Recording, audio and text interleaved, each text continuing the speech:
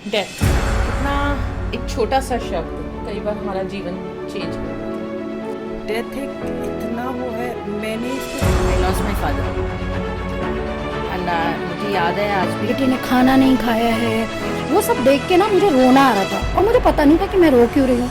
आप हो सच में इस घर में? अच्छा आप नहीं। बोलना जितना आसान है कि वेल समझो। अब हम लोग and my first phone was on death. Uncle की डेथ के बाद पापा ने एक बीज वो दिया कि खुद ढूंढो, कहाँ से ढूंढो।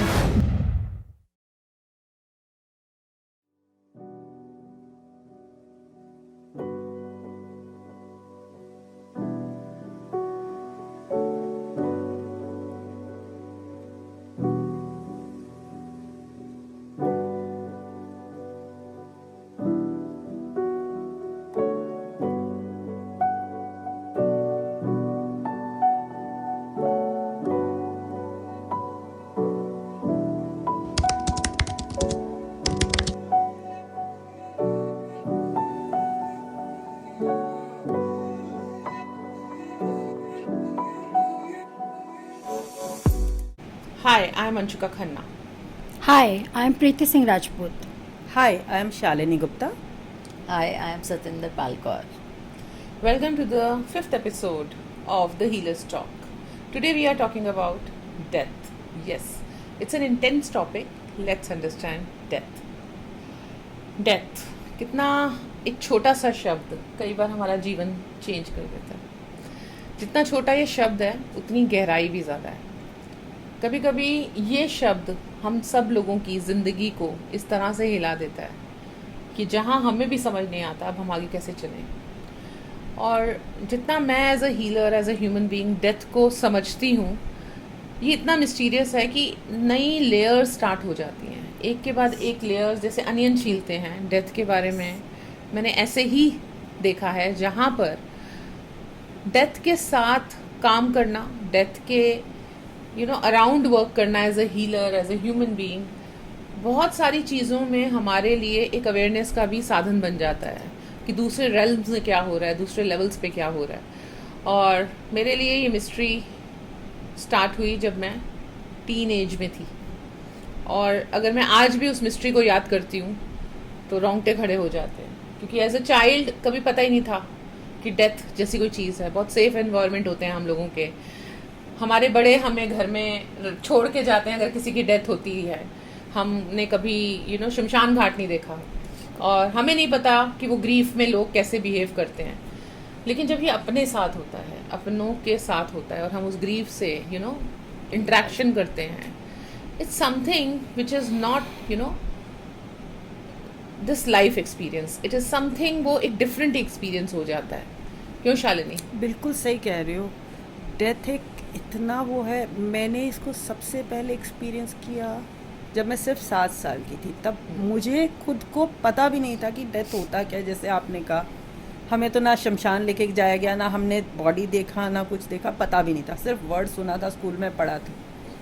पर आज भी याद है, मेरी नानी की डेथ हुई थी, मैं 7 साल की थी। दिवाली का दिन था और इसलिए हमें बड़ा अजीब लग रहा था कि सब मना रहे हैं, पार्टी कर रहे हैं, हम अकेले हैं, सब लोग पूजा पाठ कर रहे हैं, कोई फूल लगा रहा है, कोई पटाखे चला रहा है, हम खाली बैठे हैं घर पे, हमें बाहर भी नहीं जाने दिया जा रहा। और शाम को जब मम्मा घर आए, सब राइट्स ख़त्म करके अपने, और दादी ने उनको आते ही कहा कि अब तुझे दिवाली की पूजा करनी है। और वो जो पेन था उनकी आंखों में, और उन्होंने जब दिया जलाया, उस अपनी मदर की लास्ट क्रिया करके आके जो उनकी वो फीलिंग थी, उसने हमें एक्चुअली उस छोटी सी एज में भी समझा दिया कि डेथ क्या चीज़ होती है। और वो जो एक अकेलापन उनका उस दिन का, जो एक तकलीफ़ थी उनकी कि सब खुशी मना रहे हैं और वो तकलीफ़ में भी हंसने की कोशिश कर रही हैं, उसने इतनी छोटी सी उम्र में भी हमें समझा दिया कि क्या होता है। बिल्कुल बिल्कुल बिल्कुल सही कह रहे हो आप, क्योंकि जब हम लाइफ के कभी ये चीज़ जाने भी नहीं होती कि डेथ है क्या, और ना उसको हमें कुछ आइडिया भी नहीं है, क्योंकि फैमिली में अगर नहीं देखा है, एंड सडनली ऐसा कोई इशू हो जाए तो it's really very shocking also. क्योंकि और हमको ये डाइजेस्ट करने में भी कि भैया डेथ हो गई है और that person is no more, is एक अलग ही वो चीज़ होती है जो मतलब हम शायद एक्सप्रेस भी नहीं कर सकते. And I felt that pain when I was 10 years old और I lost my father.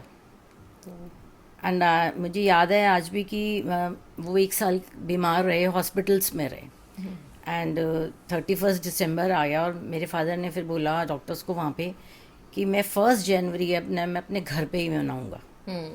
So doctors ने कहा ठीक है, ओके, आपको घर भेज देते हैं. तो आपके वहाँ पापा की बैंडेज होती थी, करनी पड़ती थी यहाँ पर, क्योंकि उनका शायद लिवर में या कुछ दिक्कत थी. तो उन्होंने कहा कोई नहीं, हम भेज देंगे और वो आपकी वो बैंडेज करने आ जाया करेगा, चेंज करने आ जाया करेगा आपका वो. एंड फर्स्ट को my father he came at home. And मुझे आज भी याद है कि हम स्कूल जाते थे तो पापा को सुबह रोज़ बाय करके जाते थे. एंड 4th जनवरी थी, मुझे आज भी याद है, 1977. एंड 4th जनवरी हम पापा को सुबह बाय करके गए. एंड आई रिमेंबर कि जब हम जा रहे थे तो मेरी सिस्टर रोई. मैंने कहा क्यों? कहती पता नहीं, बस आज बाय किया तो मुझे रोना आ रहा है. रात को हम खाना वाना खा के सो गए एंड वी वर स्लीपिंग क्योंकि नेक्स्ट डे स्कूल जाना है. And suddenly my sister she get up, देख पापा नहीं है. And it was really a shock, क्या बोल रही है, अभी तो मिल के सोए हैं रात को. बिल्कुल and I still remember that moment कि हम वहाँ हैं और समझ में ही नहीं आ रहा कि अब तो ये वापस ही नहीं आएंगे. वो मोमेंट्स, वो पेन, वो इनसिक्योरिटी कि अब क्या होगा, अब कौन होगा हमारे लिए. इट्स रियली एक्सप्रेस भी नहीं कर सकते. और उस टाइम अभी इतनी समझ भी नहीं थी कि एक्चुअली लाइफ में अब क्या होने वाला, क्या चेंजेस आने वाले हैं. बिल्कुल सही बात. कोई भी डेथ किसी की भी हो रही है, हम किसी की देख रहे हैं. जैसे मैंने अपनी लाइफ में सबसे पहली डेथ, जो ऐसे तो बहुत सारे रिश्तेदार किसी की हो गई है पता होता है, लेकिन जो मेरे सबसे क्लोज में मैंने जो पेन देखा वो मेरे पड़ोस में देखा. और उस पेन को देख के मैं बहुत उलझ गई, क्योंकि मैं बहुत छोटी थी, डेथ और ये सब चीज़ों से बिल्कुल परे थी. मुझे नहीं समझ आ रहा था कि पड़ोस में सब क्यों भाग रहे हैं इधर उधर, क्यों एम्बुलेंस आ रही है. ये समझ आ रहा था कि अंकल बीमार हैं पड़ोस में. लेकिन वो पेन ना पता नहीं क्यों अंदर से हो रहा था. वो सिर्फ पड़ोसी थे लेकिन वो रो रहे हैं, आंटी हाय मेरे पति बच जाए, बच्चे लगे हैं महामृत्युंजय जाप कर रहे हैं, बेटी ने खाना नहीं खाया है. वो सब देख के ना मुझे रोना आ रहा था. और मुझे पता नहीं था कि मैं रो क्यों रही हूँ.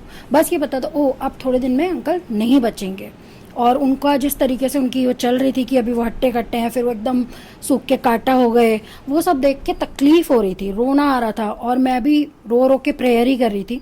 लेकिन जब वो उनकी डेथ हुई तो वो डेथ पेन तो गुजर ही रहे थे इतने से, लेकिन उस डेथ ने मुझे इतना उलझा दिया.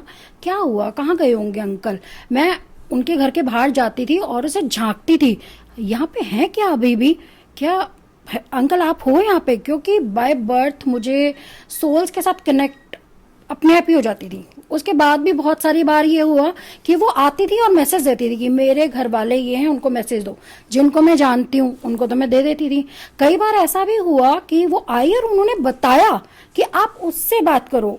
ऐसे बहुत सारे 2-3 बड़े बड़े एक्सपीरियंस हैं जिनका मर्डर हुआ, डेथ हुई और मुझे उनका एड्रेस नहीं पता था, मैं उनको जानती थी.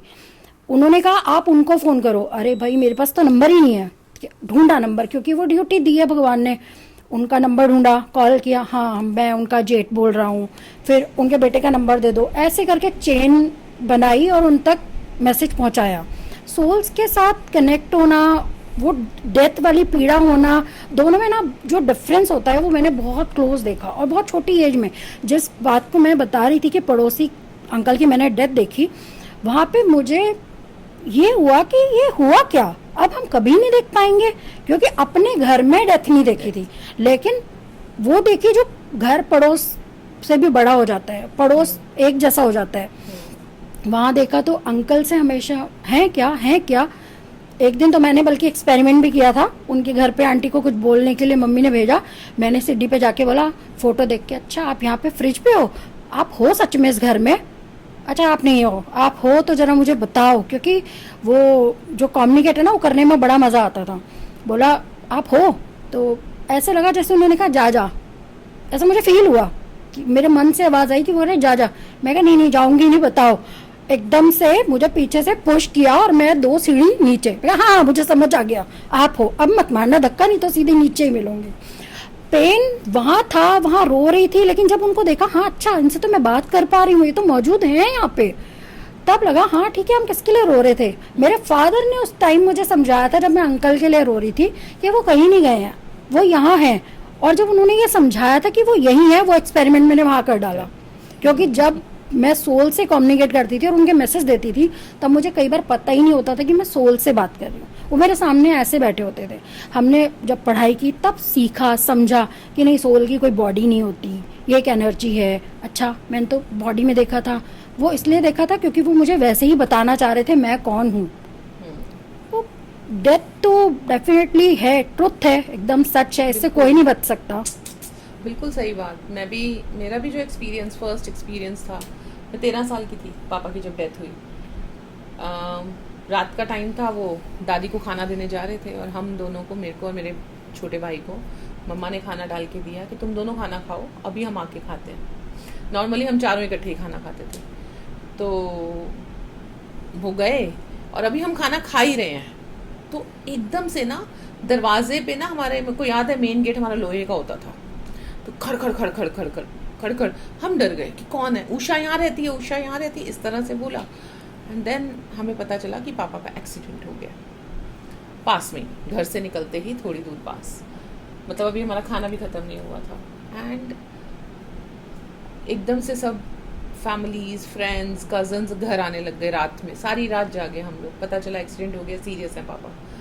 एज अ चाइल्ड मुझे तब भी समझ नहीं आया था।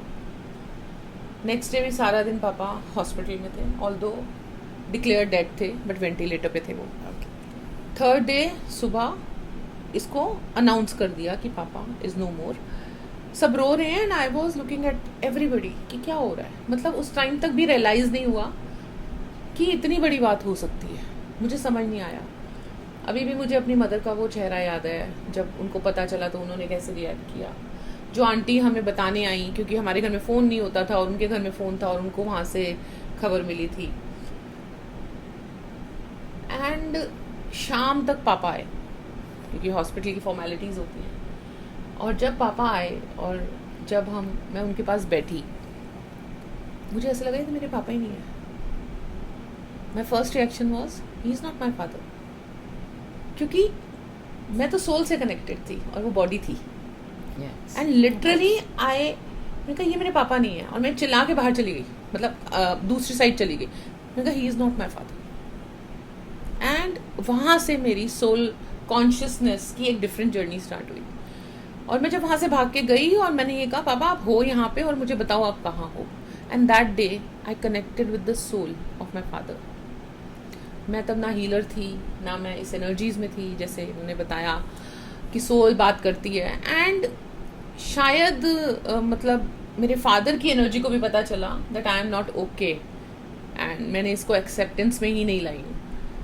एंड मैंने उस 13 साल से लेकर 30 साल तक, जब तक मैं 30 साल की नहीं हुई, तब तक मैंने अपने फादर से रेगुलर बात की है। मैं अकेली होती थी और छत पे जाती थी और रोती थी कि मेरे को आपकी याद आ रही है, तो बारिश हो जाती थी, चाहे मौसम हो या ना हो, हवा चलनी स्टार्ट हो जाती थी। मैंने कितनी बार उनको एक्सपीरियंस किया अपने घर में अलग अलग जगह, जब, और मैं किसी को बता भी नहीं पाई ये बातें, क्योंकि मुझे ऐसा लगता था कौन ही विश्वास करेगा। तो पापा की सोल से कनेक्टेड ज़रूर थी मैं, लेकिन एनर्जेटिकली लाइफ में, मटेरियल लाइफ में बहुत सारे शिफ्ट हो रहे थे। बड़ी तो हो रही थी, लेकिन अपना एक एसेंस में उस पेन में अपने उस इनर चाइल्ड के पास छोड़ के आ गई थी, जब मैंने अपनी पापा की बॉडी देखी थी और सोल को अलग देखा था। So that was, you know, death ना इस तरह के शिफ्ट लाती हैं जहाँ से हमारे नए पोर्टल स्टार्ट होते हैं। सो मुझे ऐसा लगता है आज अगर मैं पीछे मुड़ के देखती हूँ कि वो एक टाइम था जब मेरी एज अ हीलर एक जर्नी स्टार्ट हुई थी। मे बी उस टाइम मैं हीलर नहीं थी, लेकिन that was my way to connect with another realm, to channel energies, to channel other souls, so that आगे चल के मैं इसमें काम कर सकूँ।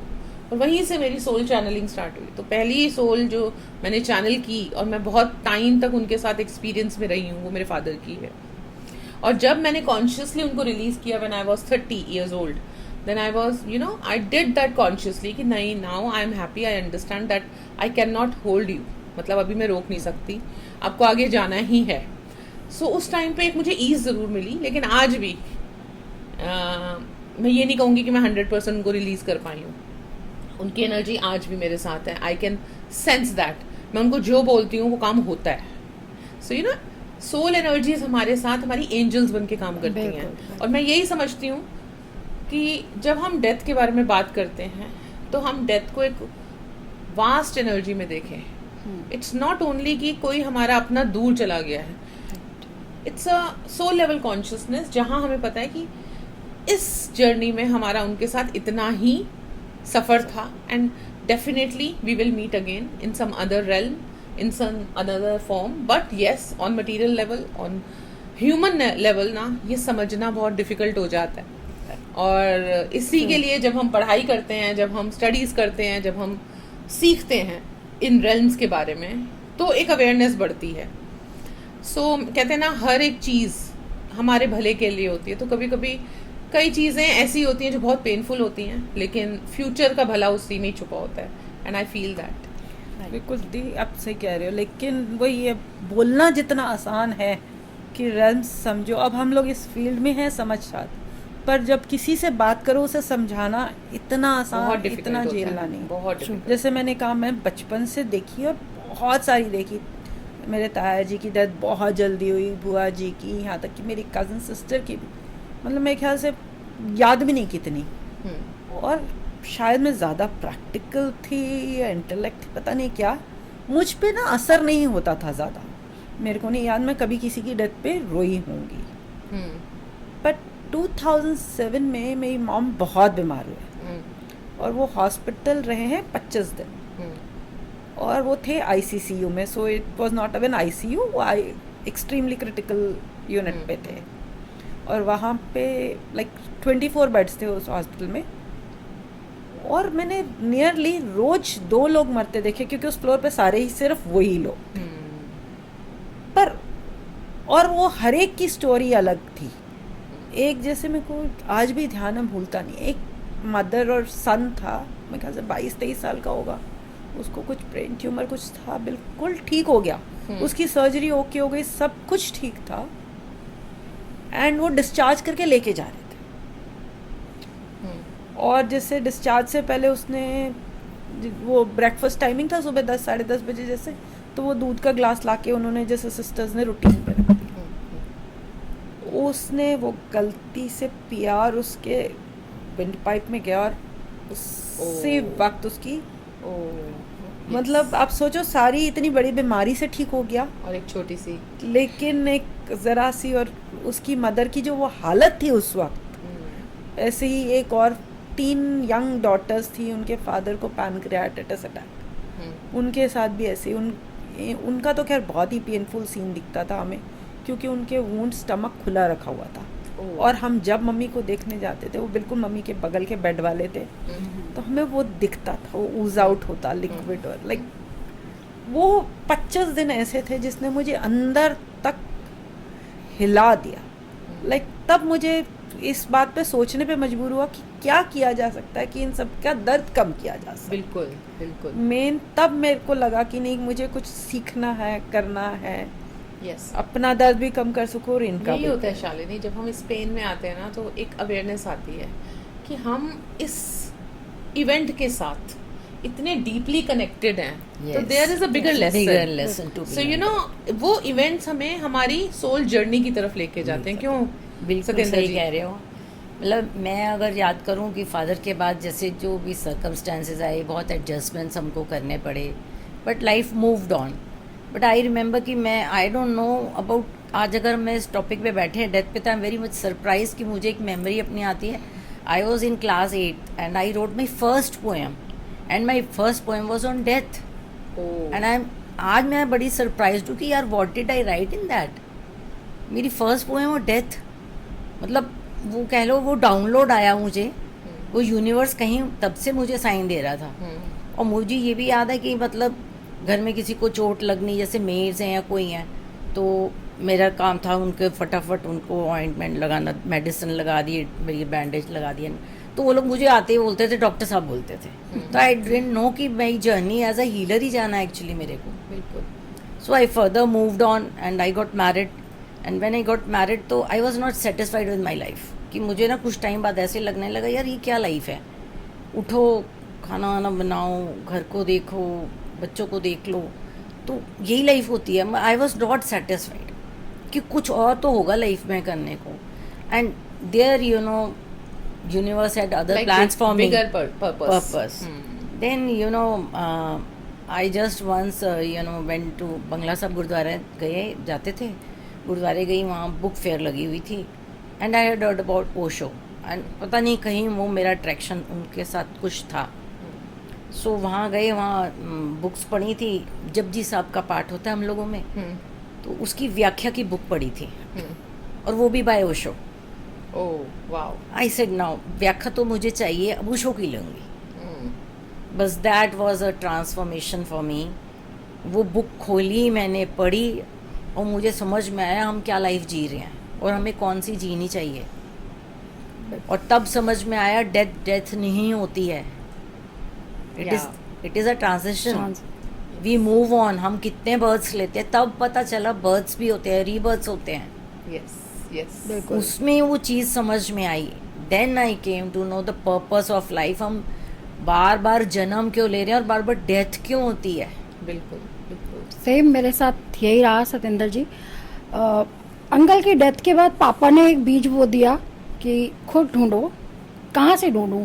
भगवत गीता उठा के दे दी, क्योंकि वो पेन रिलीज कराना चाहते थे. उनको था मेरी बेटी पागल ना हो जाए रो रो के. कहा देखो इसमें लिखा है ये मरे नहीं है, चेंज हो रहे हैं. ठीक है, अगर ये चेंज हो रहे हैं तो कहाँ चेंज हो रहे हैं, हमें कैसे जानूं? इतनी सारी चीज़. अच्छा अगर चेंज नहीं हो रहे तो कहाँ पे बैठे हैं, ऊपर कौन है? ऊपर चले गए, कहाँ ऊपर चले गए? छत पे बैठे हैं, कहाँ गए हैं? आसमान पे हैं तो दिमाग सोचता था फ्लाइट से गए हो, बादल तो देखे, उससे ऊपर और कहाँ होगा, हम क्यों नहीं देख पा रहे? तो ये कैसे पता चले? भगवत गीता में बहुत कुछ पता चल रहा है, लेकिन तब पापा ने कहा ठीक है. बच्चे के लिए थोड़ा डिफिकल्ट हो हाँ, जाता है वो बिल्कुल. Deeper energies. तब उन्होंने मुझे बताया कि तुम सीखो, पढ़ो. मैंने, और उन्होंने मुझे बहुत हेल्प की. देखो ये है यहाँ पे टीवी में, देखो ये है इस वाली बुक में, या कोई ये आया है न्यूज़पेपर में, पढ़ा. लेकिन वो मन को ना शांति से नहीं मिल रही थी. ठीक है, फिर भी कुछ ना कुछ पढ़ती रही, कहीं रामायण में, जो वो मेरे लिए अवेलेबल करा सकते थे, क्योंकि एक नॉर्मल ह्यूमन बीइंग जो हीलिंग के बारे में कुछ नहीं जानता, वो कर सकता है कि मेरा बच्चा ठीक रहे. उनकी इंटेंशन थी कि मेरा बच्चा ठीक रहे, मेरे घर में शांति रहे, ये रोए धोए नहीं. और एक बेटी और बाप का अटैचमेंट बहुत होता है, तो अपनी बेटी को ना वो दुख, भले ही वो बेटा से भी प्यार करते हैं, लेकिन बेटी के साथ ना उनका अटैचमेंट कुछ ज्यादा होता है, और वो मेरा भी रहा. फर्स्ट मैंने जब ये सारी चीजें पढ़ी और उसके जो भी कुछ पढ़ के सीखा, उसके बाद जो एक पहला एक बीज होता है कि अब आपको हीलिंग करनी है. इससे पहले भी कई बार आया, रेकी सिखा रहे हैं, नहीं मुझे नहीं सीखनी. अरे क्या पता नहीं क्या सिखाते होंगे. मैं कई बार, मेरे सामने बार लाइफ मुझे दे रही है कि ये सीखो. यहाँ हिंदी भवन में पता नहीं वो एक कपल थे, वो सिखाते थे, आज मुझे नाम नहीं याद उनका, लेकिन शायद वो बहुत पुराना पहले से सिखाते थे. नहीं मुझे नहीं सीखना. एक टाइम आया कि मैं खुद बीमार हो गई. मैं बीमार हुई हूँ, मैं सो रही हूँ घर में बेड पे, दवाई चल रही है, जान नहीं है बॉडी में. डॉक्टर के पास जा रहे हैं, डॉक्टर बता नहीं पा रहे. कोई कह रहा है जॉन्डिस हुआ है, कोई कह रहा है कुछ हुआ है, पता नहीं क्या हुआ था. लेकिन एक रात को सब लोग सोए हैं और मैं वहाँ पे सोई. मुझे अकेले सोना है, आप सो जाओ. मैं अपने फेवरेट बेड पे सोई, मुझे यहीं सोना है. अचानक से मुझे लगा कुछ है आसपास में.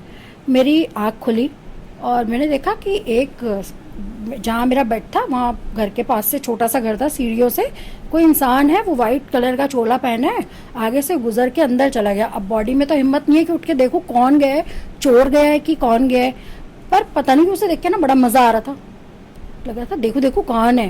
ये नहीं किया कि अपने फादर को आवाज लगा पापा घर में चोर घुस गया. मैं देखना चाह रही हूँ कि वो है कौन. कहीं ना अंदर जानती थी कि जिसे मैं ढूंढ रही हूँ ना कुछ है. वो गया, अंदर चला गया. तो मैं हल्का सा अपने आप को बेड से करके झांक के देख रही हूँ कि वो कमरे में गया है, तो वो है कहाँ, और नजर आ रहा है कि वो नहीं है. एक सेकंड के लिए मुझे खुद ये लगा क्या मैं डरूं, लेकिन डर नहीं लगा. ठीक है, फिर से ढूंढने की ना बार बार कोशिश कर रही थी नजरें. खैर वहां से एक वो होता है ना कि आप जिंदगी और मौत के बीच में जो पहला वो होता है चौखट, वो मैंने उस टाइम पे देखी. उस टाइम पे मेरे फादर ने शायद कोई डॉक्टर छोड़ा होगा मेरे लिए, कोई दवाई नहीं लग रही थी. लोगों ने बोला कि पता नहीं बचेगी कि नहीं बचेगी। बहुत सारे लोग थे मेरे आसपास में जो मेरे को देखने आते थे कि भाई लड़की है, अभी तो शादी भी नहीं हुई है, तो ये तो मर जाएगी, क्या होगा, जवान लड़की मर जाएगी। किसी ने बोला कि आप एक बार ना इनको कहीं लेके चलो, तो वो मुझे शामली लेके गए। मैं शामली, एक भगत जी हैं, उनका भगत जी ही बोलते हैं उनको, हम बेटी की तरह मानते हो मुझे। फर्स्ट टाइम मैं वहाँ गई, मैंने वहाँ पे देखा कि उन्होंने मुझे हील किया। जब उन्होंने मुझे हील किया तब मेरे दिमाग में एक चीज़ जागी कि जब ये कर सकते हैं और मैं हील हो सकती हूँ, तो क्या मैं भी कर सकती हूँ? क्या मैं भी खुद को हील कर सकती हूँ? क्या मैं भी किसी और को हील कर सकती हूँ? तब मैंने वो रेकी वाला पढ़ा और फर्स्ट मैंने अपनी रेकी की क्लास बुक की, मैंने रेकी सीखी। वहाँ से मेरा शुरुआत हो गई लर्निंग की, और आज मैं रेकी से लेके पता नहीं इतने सारे कोर्सेज हैं कि मैं खुद भी पढ़ाती भी हूँ और मैं खुद करती भी हूँ हीलिंग, और आज मैं एक बहुत अच्छे प्रोफेशन पे सेट हूँ। हीलिंग से इतने सारे लोगों की ट्रांसफॉर्म की लाइफ, और सबसे पहले अपनी खुद की। यस, ऐसे ही बहुत सारी बार हुआ कि जब आप मौत के दरवाजे पे जाते हो ना, और आपको लगता नहीं नहीं अभी मुझे जीना है, क्योंकि अभी तो मैंने कुछ देखा ही। जब मैं फर्स्ट, वो था मौत के साथ मेरा खुद का एनकाउंटर, वो अंकल का देखा वो ठीक है, लेकिन जब आप खुद अपना देख रहे हो, अरे मैं मर जाऊंगी तो अरे ये क्या होगा, अरे मैं क्या करूंगी, मैं अपने दोस्तों से कैसे मिलूंगी, मैं, अरे ये तो बहुत मस्ती करेंगे। एक्चुअल में मेरे दिमाग में ये था कि ये लोग तो स्कूल के बाद ना वहाँ खाना खाने जाते हैं, मैं कैसे जाऊंगी। अरे जो वो स्टार्टिंग के क्रश होते हैं, अरे यार वो तो मुझे ढूंढता ही रहेगा, ये भी लगता था मुझे लगता था, अरे यार वो तो वहाँ जो हमारी छुट्टी होती है ना, वो वहाँ बैठता है, मैं उसको देखती हूँ, अच्छा मैं तो अपनी स्कर्ट भी ठीक करती हूँ उसको देखने से पहले कि अच्छा वो मुझे देखेगा तो मैं सही लगनी चाहिए। दिमाग में ये चल रहा था कि क्या हुआ, मेरे दोस्त क्या करेंगे और मैं वहाँ पे क्या करूंगी, ये यहाँ पे मजे मारेंगे, मैं वहाँ, मुझे वो अकेलापन हो रहा था। अच्छा मेरे पापा कैसे रहेंगे, पापा बाद में याद आ रहे थे, वो क्रश और वो फ्रेंड्स पहले याद आ रहे थे। एज अ चाइल्ड वही है ना कि हम लोग जो, ये हमारी मेमोरीज होती हैं, जितना हमारा स्पेक्ट्रम होता है उसी के अंदर डेथ एक ऐसी एनर्जी है जो समटाइम्स फियर क्रिएट कर देती है। हाँ बिल्कुल। बहुत सारे लोग जो हम लोगों के पास आते भी हैं वो फियर में ज्यादा होते हैं, अवेयरनेस में कम होते हैं। जैसे मुझे याद आ रहा है, मेरी क्लाइंट कोविड में जब डेल्टा आया था नेक्स्ट ईयर 2021 में, she lost 4 family people, like family के जो लोग थे 4 उनके जो बहुत क्लोज थे, उन्होंने उनको खोया था। मेरे को किसी के थ्रू उनका मैसेज आया और उन्होंने कहा मैं आपसे बात करना चाहती हूँ। उनका बिल्कुल, और जब हम जूम मैंने किया और जब मैंने उनको देखा जूम में, as a psychic we know how to read aura, how to read energies, और जब मैंने उनको जूम में देखा, इट फेल्ट लाइक जैसे चीथड़े नहीं उड़े होते ऑरा के, इतना सारा, इतना ज़्यादा रैप्चर्ड ऑरा मैंने कभी किसी का नहीं देखा था। मेरे को आज भी अगर मैं मेमोरी करूँ, शक्ल तो खैर क्या ही रहती है, हम लोग तो एनर्जी रीडर्स हैं, वो ऐसे जैसे बिखरा हुआ, फटा हुआ, खराब, उलझा हुआ। एंड मैंने जब उन्होंने मेरे को बताया कि उनकी छोटी बहन की डेथ हुई, उसके बाद उनके फादर की डेथ हुई, मदर इन लॉ की डेथ हुई, और एक और 4 डेथ्स हुई थी इकट्ठे, और कहते पूरा अप्रैल में हर हफ्ते एक की न्यूज़ आ रही थी। कोविड तो इतना पेनफुल था कि जहाँ आप गुड बाय भी नहीं कह पा रहे थे। बहुत था। एंड वो टाइम था जब मैंने जैसे उनकी सोल, उनके जो लव्ड वंस थे उनकी सोल को चैनल किया, क्योंकि हम लोग करते हैं, but that case affected me a lot, क्योंकि सोल चैनलिंग करते हैं, लोग आते हैं चले जाते हैं, but she transformed herself in a bigger way. वो टीचर थी, टीचर हैं अभी भी, और जब उन्होंने मुझसे ये सब सेशंस लिए और हीलिंग ली, और उसके बाद उन्होंने कहा दीदी मुझे सीखना है, और उन्होंने मुझसे आकाशिक सीखा। उसके बाद उन्होंने और भी कोर्सेज किए। Now she is very successful astrologer and channel. So this transform. तो मैं कहती हूँ डेथ एक पेन नहीं है, ये एक पोर्टल है कि जहाँ से अगर आप निकल जाओ ना तो आप ट्रांसफॉर्म हो जाते हो। वो तो बिल्कुल आप सही कह रहे हो। मेरे साथ थोड़ा सा अलग है, आई डोंट नो कैसे। मुझे मेरे अपनों की डेथ ने शायद इतना इफेक्ट कभी नहीं किया जितना लोगों की डेथ ने इफेक्ट किया। मे बी मेरा सबकॉन्शियस जब अपने किसी की होती है तो एक स्ट्रॉन्ग शील्ड बना देता है जो कि शायद अंदर ही अंदर रह जाती है। बट सेम जैसे आप कह रहे हो, अपनों की तो मम्मी के टाइम पे भी मम्मी की डेथ ने इतना इफेक्ट नहीं किया था जितनी लोगों की ने किया।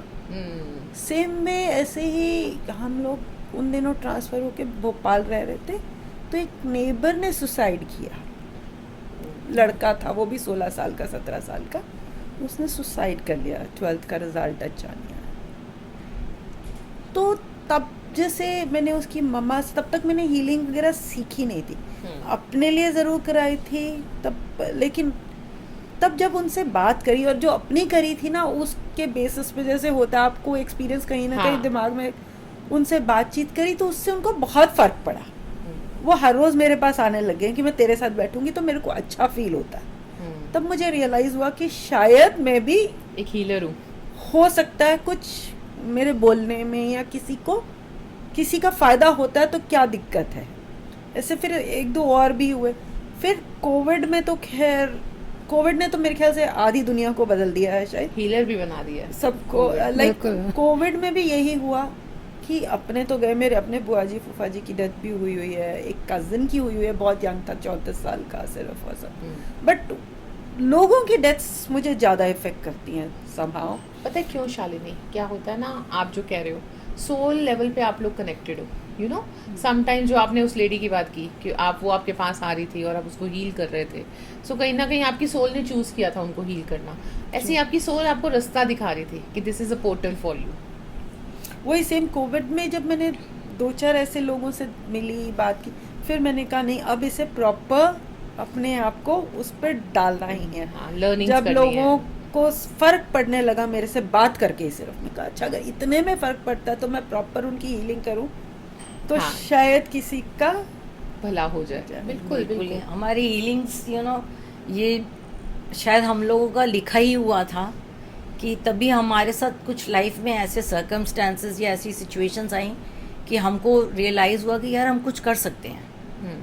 और ऐसी इसी जर्नी में मैंने पहले रेकी सीखी एंड इट रियली, हालांकि मैं बहुत ज़्यादा नहीं उसमें गई प्रोफेशनली, ऐसे मैंने घर में ही लोगों को किया था and they could feel the changes. अब जब इससे और फर्दर स्टडी, मतलब आप कह लो कि एक वो ना जर्नी शुरू हो गई अपनी इनर जानने की। ये वो टाइम था कि जब मैंने आई वॉज क्रेविंग कि लाइक मुझे कुछ करना, तो मैंने वहाँ से मेडिटेशन शुरू किया। वो मेरी इनर जर्नी शुरू हुई, जिसमें मैं उधर ओशो की बुक्स पढ़ती थी तो लाइफ का पता चलता था, डेथ का पता चलता था, अपने आप को कैसे ट्रांसफॉर्म करना है उसका पता चलता था। And I was on this journey. और इसमें आगे चल के क्या हुआ कि in 2008 I lost my brother, my elder brother. He was like a father to me, because father तो मैं बहुत छोटी थी और मेरा ब्रदर एल्डेस्ट था, तो मेरे लिए तो वो फादर फिगर था। एंड वो रोड एक्सीडेंट में उसकी डेथ हो गई, एक सडन शॉक। और वो समझ लो कि ये वो टाइम था कि जिसमें आई वॉज फुल अवेयर। अब हमको इमोशंस और हर चीज़ का पता था, फादर के टाइम में इतना वो समझ नहीं थी। And it really broke me, it just broke me. मेरे लिए एक ट्रॉमा था, मतलब मेरे लिए उससे निकलना बहुत मुश्किल था। And I just kept on crying. मैं किसी दूसरे को क्या संभालूंगी, मैं खुद ही नहीं संभल पा रही थी। अब आई हैव 3 नेफ्यूज, अब वो भी बच्चे अभी, आई वॉज रियली, उनको भी क्या बोलूँ, मैं खुद रो रही हूँ। और उसमें मैं इतना, मेरा बुरा हाल था। And I had a picture of him lily and रखी वॉल पे, देखना और रोना।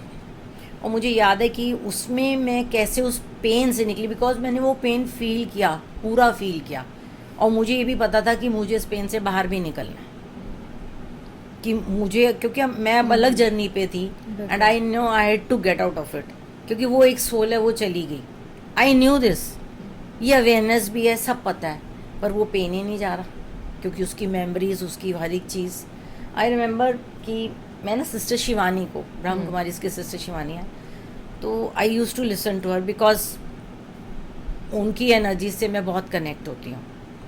तो सिस्टर शिवानी का मैंने एक बार सुना था, तो उन्होंने बोला कि जब आपके कोई चला जाता है, लव्ड एंड डियर वंस, आप उनको बार बार याद करके रोते हो, तो वो सोल आगे मूव ऑन नहीं कर पाती, बिल्कुल बिल्कुल हमारी वजह से।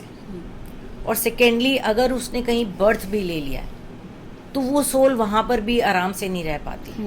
कि उन्होंने बताया कि जैसे अगर आप देखोगे कि अगर बच्चा है कोई, तो आप लोग देखो अगर कोई बच्चा बहुत रोता है या रोता रहता है, तो डेफिनेटली उसके पास में वो जहाँ से आया उसके पीछे कोई रो रहा है या उसको याद कर रहा है, वो बच्चा यहाँ सेटल नहीं हो पा रहा। जब मैंने उनकी ये बातें सुनी तो आई वॉज नहीं, मैं अपने ब्रदर को पेन में उसकी सोल को नहीं, मेरी वजह से, हमारी वजह से, मैंने कहा नहीं, I have to come out of it, वो पेन। देन आई स्टार्टेड कि नहीं, देन शी टोल्ड कि आपने याद करना है ना, उनकी अच्छी मेमोरीज है ना, उनसे याद करो तो वो भी खुश रहेंगे। So my journey then you know, वो डेथ को लेके और उसको लेके वहाँ से मेरे अंदर एक बहुत बड़ा शिफ्ट आया।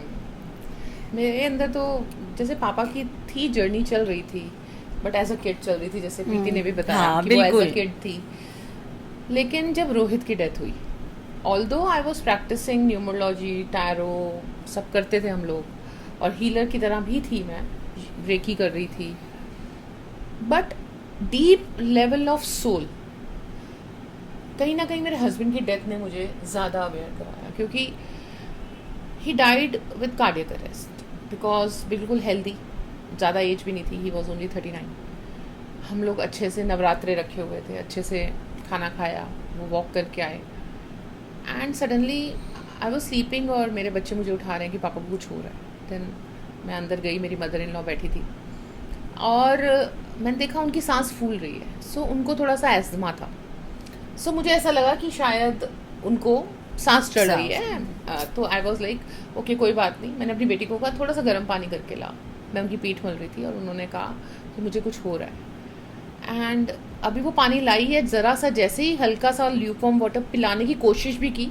उन्होंने वो नहीं पिया, एंड वो मेरी मदर इन लॉ की गोदी में गिर गए, क्योंकि वो बेड पे थी और एकदम से उनको, that was the first time जब मैंने सोल को निकलते हुए देखा बॉडी में से, एंड आई अंडरस्टूड। क्योंकि फादर के टाइम पे क्या था कि मुझे ऐसा लग ही नहीं रहा था कि हाँ, मुझे लगा सोल है ही नहीं, you know, he is not my father, उस टाइम पे मैं ये बोल रही थी।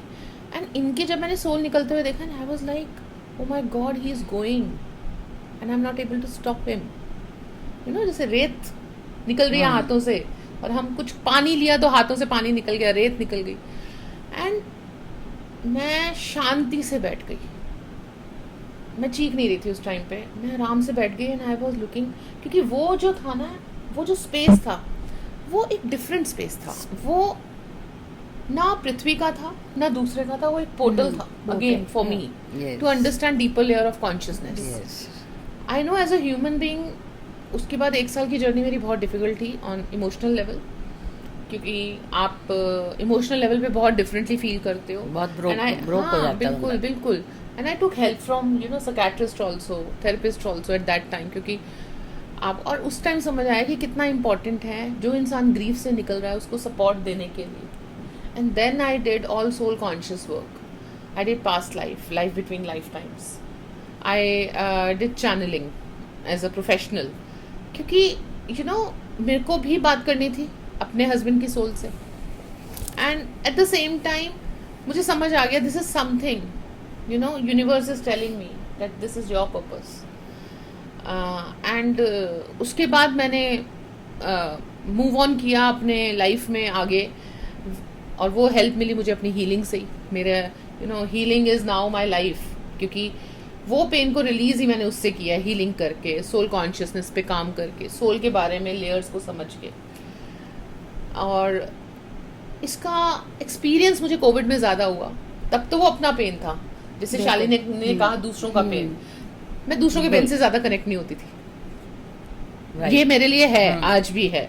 एंड एज अ चैनल ये बहुत अच्छी बात भी होती है कहीं ना कहीं, क्योंकि आपको वो हाँ बिल्कुल मेंटेन करना बिल्कुल पड़ता है। सही कह रहे हो आप। लेकिन कोविड के दौरान जब मैंने देखा कि लोग कितने पेन में हैं, देन आई रियलाइज्ड कि सोल चैनलिंग की, जैसे शालिनी आकाशिक करती है, आप 7th डायमेंशन से काम करते हो, आप तंत्रा में काम करते हो, यू नो, कितनी ज़रूरत है लोगों को ग्रीफ से निकलने की, यू नो, इन मोडालिटीज़ की, और कितनी ब्यूटीफुली ये मोडालिटीज़ काम करती हैं, और हम लोग तो सिर्फ एक चैनल है। बिल्कुल, ये तो सबसे पहले है कि हम सिर्फ एक चैनल हैं, बट हम हेल्प करने के लिए आए हैं लोग। यस और यू नो एक्सपीरियंस होते हैं इवन सिर्फ लव्ड वंस की सोल क्यों, एक ऐसी सोल जो भटकी हुई होती है, किसी प्रॉपर्टी को ऑक्यूपाइड कर लेती है, बिल्कुल, किसी बिल्कुल। ह्यूमन को ऑक्यूपाइड कर लेती है, बिल्कुल। उसको निकालने के लिए तो मतलब बहुत आप एक्सपर्ट ही चाहिए उसके लिए। हाँ। मैंने बहुत सारे ऐसे एक्सपीरियंस किए हैं जहाँ पे कई क्लाइंट्स आए कि हम घर में नहीं रह पा रहे हैं, पता नहीं क्या हो रहा है, अचानक से बदबू आती है, मतलब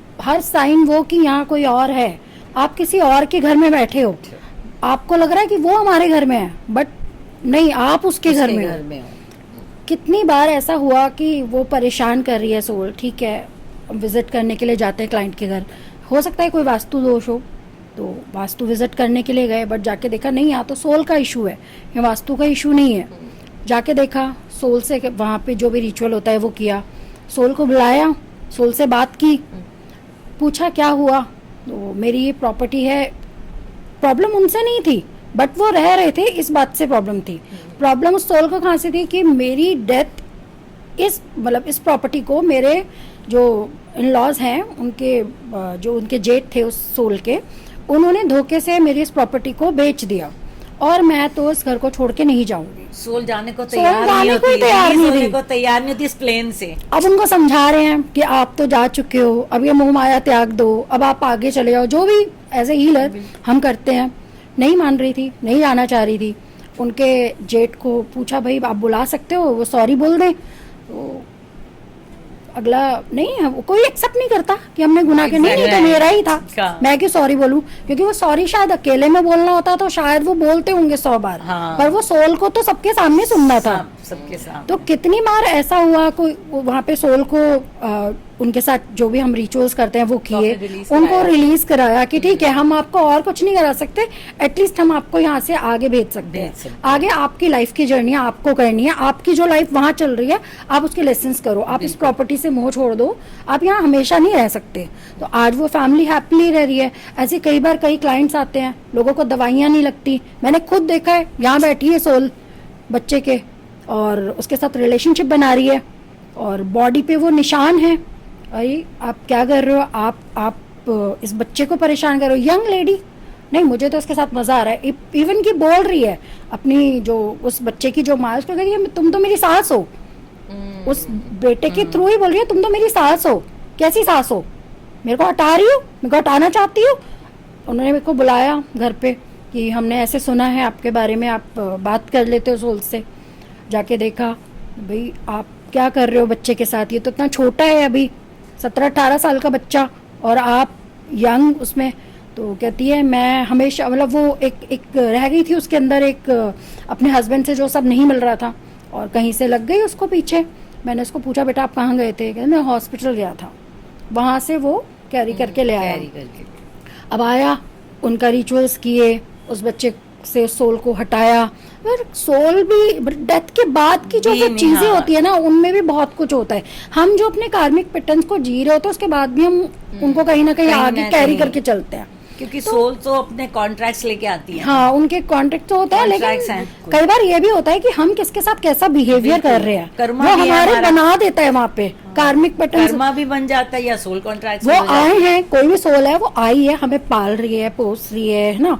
अब जैसे हम 4 हीलर्स यहाँ बैठे हैं, हमारा ये कर्म हो गया कि हम उनके लिए काम कर रहे हैं, हम उनके लिए बिल्कुल, चाहे हम उनसे पैसे लेके कर रहे हैं, क्योंकि कोई भी यहाँ सेवा करने नहीं बैठा, सब पैसे के लिए बैठे हैं, हम भी बैठे हैं, अपनी जान को हथेली पे रख के बैठते हैं। उसकी बजाय पता चला मेरे कंधे पे आ गई कुछ भी हो सकता है, उस पता चला उनके घर को छोड़ के मेरे घर में आ बैठी। डेथ से घबराने की भी ज़रूरत नहीं है। Death is not an ending. आपका लव्ड वन यही है, उसने सिर्फ एक बॉडी चेंज किया है। आप आकाशिक हीलिंग के थ्रू चेक कर सकते हो उसकी जर्नी कैसी है। सोल अपनी जर्नी खुद चूज़ करती है, उसने कितने टाइम चलना है, उसकी डेथ का मूड क्या होगा, उसने आपके साथ कितने टाइम तक कनेक्ट करके दूसरे पे जाना है। आप आकाशिक हीलिंग कराओ, एक सोल जर्नी देखोगे, आपका पेन ऑटोमेटिकली कम हो जाएगा। ये एक रास्ता है पे अपना पेन हटाने का। Love is beyond bodies, healing starts where you go ahead with pain. मैं तो ये कहूँगी कि डेथ एक ट्रांसफॉर्मेशन होती है, तो हमको इसको एक्सेप्ट करना होता है, क्योंकि वो सोल अपनी अपना टाइम फिक्स करके आई थी और हमारा उसका इतना कनेक्शन था, कुछ लेसन्स थे, राइट। कुछ कर्मास थे, उसने कंप्लीट किया और वो सोल गई। तो हमको उनको एक अच्छी यादों में ही रखना है और उनसे शायद कुछ सीखा है तो उसको याद रखें हम। बिल्कुल। और मैं तो ये कहूँगी कि आपको कोई पेन है अपने लव वंस का तो डेफिनेटली जस्ट फील इट, क्योंकि जब हम वो फील करते हैं उसको अवेयरनेस से फील करते हैं तो वो हमारी लाइफ में ट्रांसफॉर्मेशन लाती है और हमारे लिए एक नई लाइफ की जर्नी शुरू होती है। एंड यू कैन अपने लव वंस के बारे में या आपकी जर्नी में क्या है, आप 7 डायमेंशन की हीलिंग से इससे जान सकते हो, क्योंकि हम उससे कनेक्ट होते हैं, कनेक्ट होके उनके मैसेजेस भी लेते हैं और आपकी हीलिंग भी हो जाती है। डेथ हमें बहुत कुछ सिखा के जाती है। डेथ अंत है, लेकिन सिर्फ एक बॉडी का, एक सोल का अंत नहीं है। सोल के साथ जो जा रहा है, हमें डर लग रहा है, हमें डरने की ज़रूरत नहीं है। मुझे ऐसा लगता है कि वो जो सोल है, अगर वो किसी वजह से आपके आसपास है, उस डेथ के बीच में और उसके भटकने के बीच में अगर कुछ रह गया है, तो उसके लिए आपको उससे डरना नहीं है। वो आपका ही अपना था, वो आपको नुकसान नहीं पहुंचा रहा। और अगर किसी वजह से आपको लग रहा है कि प्रॉब्लम्स हो रही हैं, हम नहीं रह सकते। जैसे मुझे सोल देख के डर नहीं लगता, मुझे मज़ा आता है उसको देखने में, लेकिन सबको नहीं होता। लेकिन जिनको सोल देख के परेशानी हो रही है या जिनको उससे दिक्कत हो रही है, उनको बिल्कुल प्रोफेशनल्स की हेल्प लेनी चाहिए।